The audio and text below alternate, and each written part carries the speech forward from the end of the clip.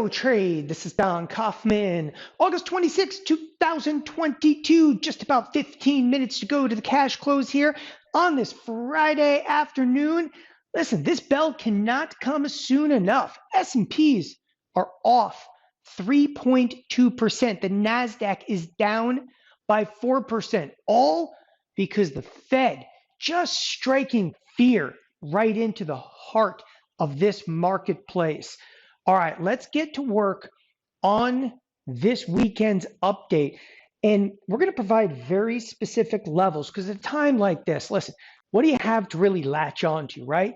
You got nothing but fear, loathing, but really we do have some detailed levels and volatility. Let's work through some of the market internals because I got to tell you, no joke, this bell cannot come soon enough. As I kind of zoom in, this is it, people. There's no curbs. There's nothing to actually stop this market. And there is precipitous sell-side activity today. Again, with a whole lot of time on the clock. It's times like this where, you really got to look at the marketplace and go, wow, I hope we bounce. Now, again, I may have negative delta positions on. That implies that I am bearish, and I am. Every, way, shape, or form, this is just one account, but I am carrying bearish positions. But even at a time like this, okay, you better hope that the marketplace bounces because we're all going to sit here and probably dig into some of our worst fears over the weekend. And coming into Monday, I'm already throwing that out there. Before I even give you any bit of an update over here, you come into Monday after sell-side activity like this, and this is how Monday can become the extreme. So let's get to work. Obviously, Jerome Powell and the Jackson Hole Symposium, his speech immediately started to strike some fear. The speech dropped this morning. Initially, we declined, we rallied, we just missed the 42.11, and we just took off to the downside. The remainder of the day has been nothing but this really consistent grind to the downside. And there's nothing positive to say on any front. There's not even really any, hedging. There's no two-sided trade here. We're just effectively straight down and continued to fall throughout the course of the day. And again, as I say, days like this, 12 minutes to go, there's a ton of time left on the clock. Some real damage can still be inflicted to this marketplace, even above and beyond what we're primarily seeing right now. Okay, one of the first things to bring up on this weekend's update is some statistical significance. First and foremost, a 3% move is what I would absolutely unequivocally call statistically significant. Number two, we are seeing what I actually reference as the 2 sigma beast inside of the SPX. Just for you guys that are unfamiliar with some of the terminology here, the 2 sigma beast, what does that mean? For the most part, this week, okay, we were anticipating plus or minus an $82 move. We're presently seeing what? Okay, I mean, you can't make this up. It's pretty much to the point. We're seeing about right now $164 move. We're on it. I mean, to the penny, we are on a 2 sigma move. Effectively, what that breaks down to is if you look at this as a distribution curve, you're supposed to move up or down like 82 bucks. We don't. We actually moved right to the 2 sigma, which happened to be about $164. Now, granted, market's not closed. We could bounce, we could sell off, we could laugh, we can cry. But again, it is very statistically significant that we did hit the 2 sigma smack on. We've been just filled with 2 sigma moves throughout the course of this year. In fact, since we've been keeping record, and again, I can actually bring up like 5 year in here, since we've been keeping record, we presently this year have not only more breaches of expected move, but more 2 sigma moves than we had seen in any of the previous years, of course, that we've actually been tracking expected move. So that unto itself has some pretty incredible significance.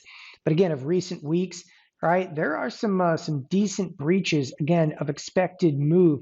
But what a difference just a few trading sessions make. So again, SPX, and we're going to talk extensively about that 2 sigma move and what that means moving forward here towards the end of this video. So 2 sigma beast showing its head.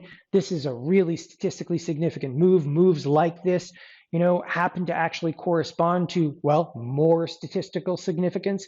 What that implies, of course, is, strap in. You're getting ready for some volatility. Next, the Fed tone really inflicted some damage to the marketplace. Now, you know what? Saying that, again, I don't think that necessarily does it justice. Like, I think everybody gets it. What the Fed basically said today, okay, is very, very simple. They basically came out and said, like, hey, don't expect us to reverse monetary policy. And I'm giving you my 2 cents, an opinion on how that should be interpreted by the marketplace and why the marketplace is selling off is, okay, listen, inflation is entrenched. We're not backing off anytime soon. It doesn't mean that they're not going to, that they're going to raise, 75 basis points, 50 basis points. It simply means they have no plans anywhere in the near future to reverse that monetary tightening. That is quantitative tightening, monetary tightening, jamming interest rates higher. That was the statement. The market presently doesn't like it. Again, we're on a 2 sigma move. Enough of that. The Fed tone obviously set the stage for the day. Here's some of the more interesting aspects right now.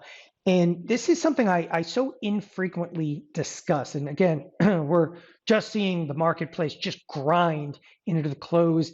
There's some huge contract size people right now. I mean, we're doing over 10,000 contracts a minute inside of the S&Ps, which is as intense as it ever gets.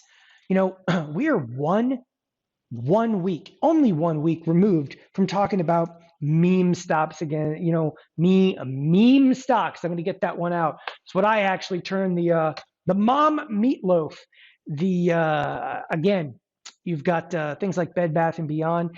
It's not necessarily being impacted, but the point that I am trying to make with this is what a difference, again, a few trading sessions has made. And I think that the broader picture over here, and I want to bring up the S&Ps at this point. The reason I wanted to talk about some of the meme stocks, I mean, we went from one extreme, which was a rally that had just been ignited, took off to the upside. All of a sudden, people are buying calls and making money again, to 1 week later, we're seeing a devastating move to the S&Ps. And the reason I'm bringing it up is simply, that's it. Investor psychology, you're completely damaged to goods at this point.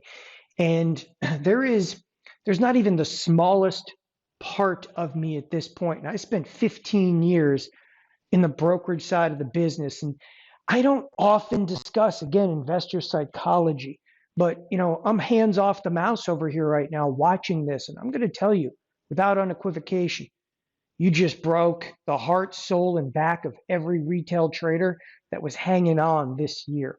If you look at the year to date, okay, percentages, and I'm going to go ahead and just close up this left side bar.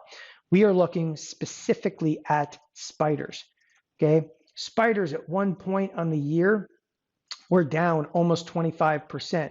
So we rally back. There's hope, okay? There's that hope again. And again, all throughout the course of this rally, there's hope. You just broke that. I mean, effectively this week just completely snapped it. If Monday and Tuesday didn't drive that, believe me, today absolutely did. And this is where, again, no part of me at this point, even not the smallest inkling, has any bullish, areas to discuss of this marketplace. Because effectively you just went from, all right, we're back, Mortimer, we're back. We're only down 10% year-to-date basis. Well, we're back down 15%. This is ugly, okay? And again, last week was meme stocks and everybody's high-fiving one another. Investor psychology, though, you're completely damaged at this point. The reason I'm saying that is you need to start to rationalize after today's session. And we are close right now to the close. Can't close fast enough. Nasdaq done over 500 handles, a 4% move. But at this point, even people that missed what's going on in the trading session today got to recognize they're going to look at this over the weekend and just be like, that's it, I'm done. That's what's the point of holding the portfolio when we're clearly going to have a down year? Now people are going to start to throw the towel in. The stragglers, the ones that were, what I call the diamond hands out there, they're done. And again, coming off that 42.11 was pretty critical. In fact, let's turn our sights specifically to that, because there are some very interesting technical levels that are being hit. Now, I am no market technician, but we have identified very specific gravity points here. So I'm going to pull up the 30-day 1 hour to kind of dictate to you what I see, okay, in terms of price action and levels. So earlier today, we were literally sitting right at the 42.11.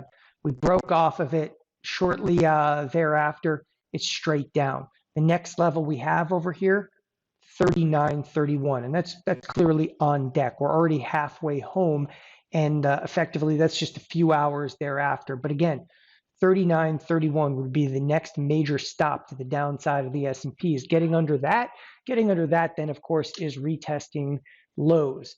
Now, as I said, I don't have a whole lot of notes for this weekend's update because once you're in the midst of volatility like this, again, people, like I think you get it, right?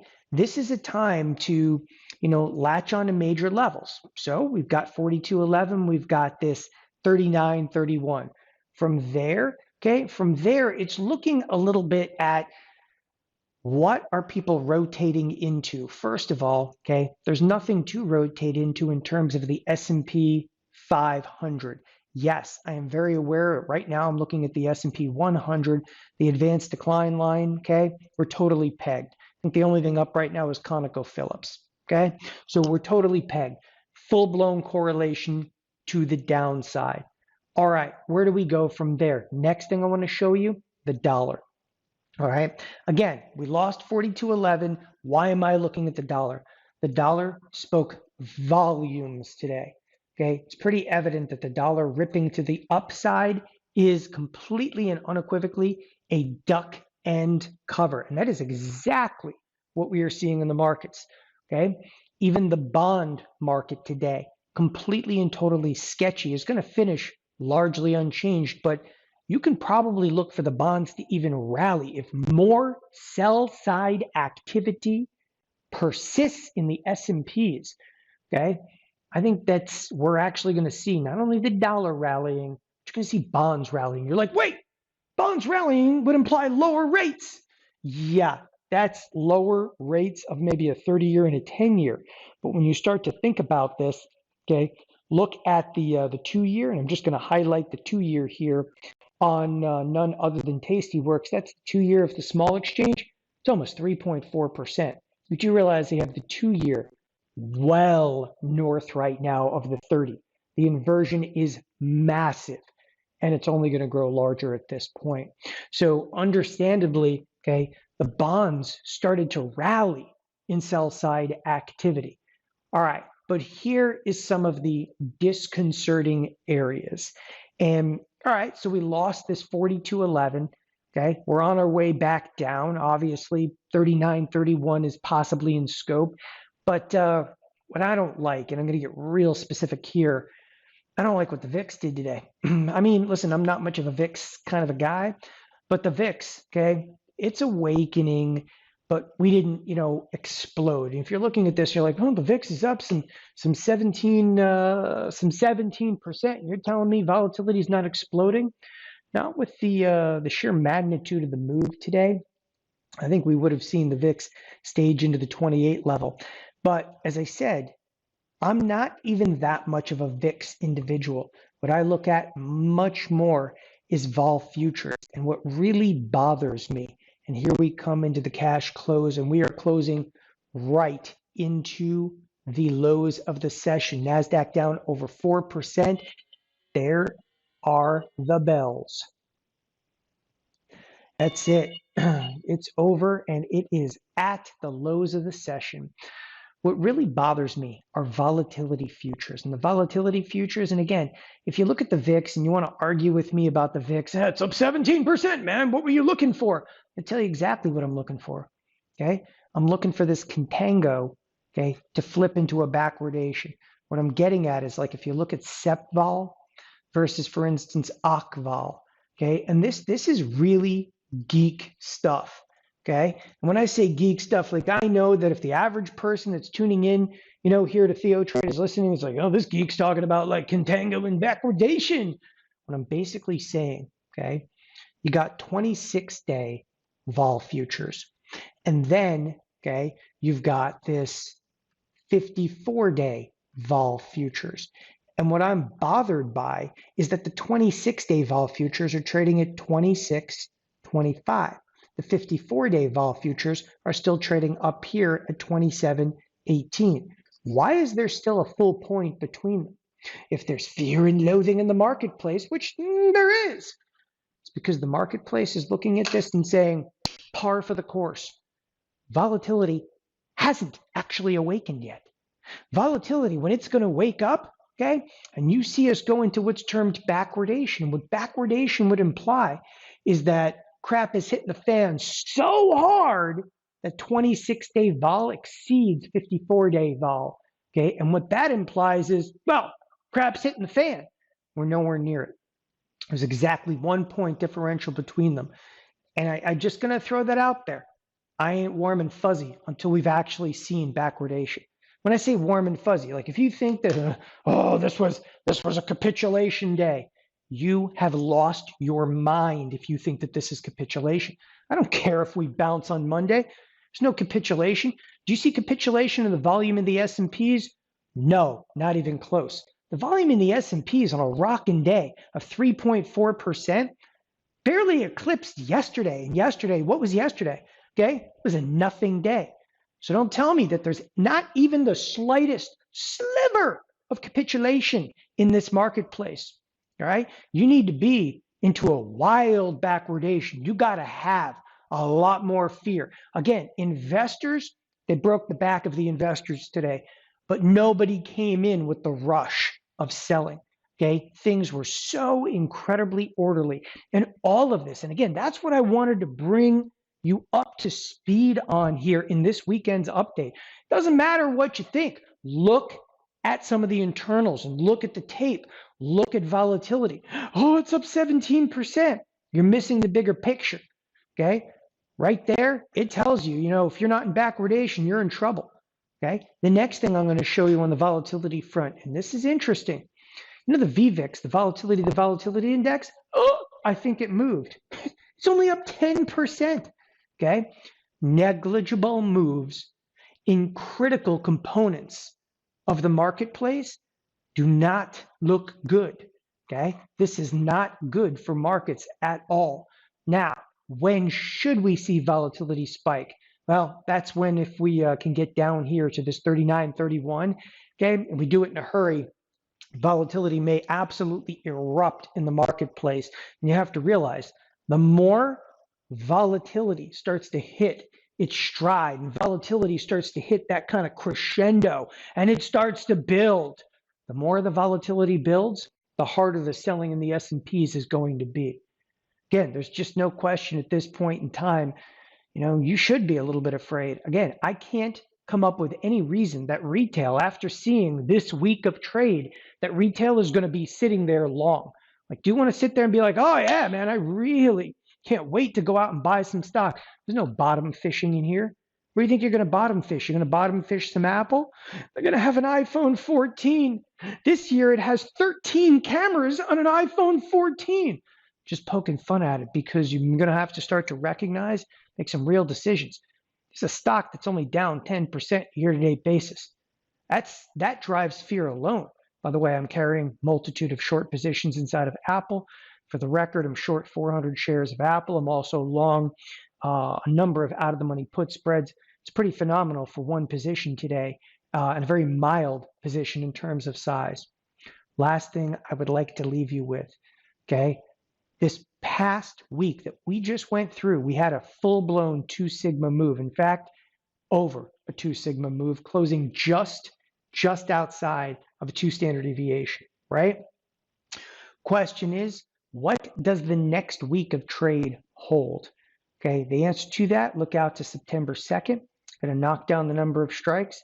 We're up to about $108 expected move. People, I'm going to tell you right now, again, I don't like it. I don't have to like it. I don't want to like it. I am not going to like it. Why? $108 move. You just moved 150 handles today, and you're telling me all of next week is only priced to move 108. Okay? I don't have to like that. I don't think you do either. that is actually, a little daunting unto itself. So there's a huge amount to think about, okay, over this weekend. Think about, though, the shift of sentiment that we just went from high-fiving and meme is back and talking about, in different Reddit boards to investor psychology just got snapped in half. And now we're looking at 2 sigma moves, okay? What a difference a week can make. Again, the Fed may have actually sparked some of that fear, but I promise you're the one who's actually going to feel it. Thanks, everybody, for joining us here at TheoTrade. Have a wonderful weekend. Bye-bye.